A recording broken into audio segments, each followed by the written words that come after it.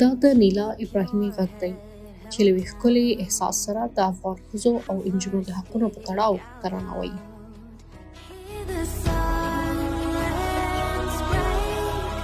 نیلا 18 کلنه ده او د ښځو او نجونو د حقونو لپاره د خپلې هڅې په خاطر د ماشومانو د سولې مشهوره جایزه ترلاسه کړې ده. Of course, it does make me happy.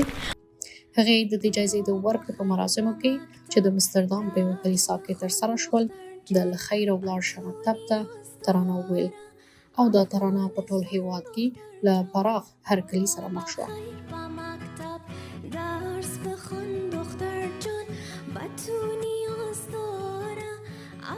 د ماشومانو د حقونو بنسټ له 115 نمایندانو څخه چې د نړۍ له 40 هېوادونو څخه راغلي وو، یوازې نیلا د افغان ښځو او نجونو د حقونو دفاع لپاره د دې جایزې ګټونکې ونوموله.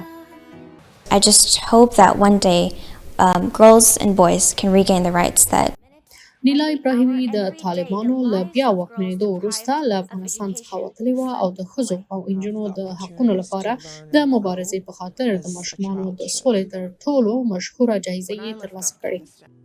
هغې د دې غونډې په څنډه کې افغان نجونو ته مهم پیغام ورکړ او ویې ویل چې له مبارزې دې ستړي نه شي او پر خپلو هیلو دې باور وساتي.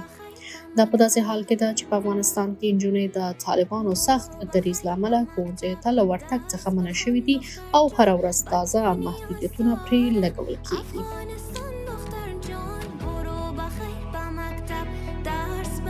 دختر جان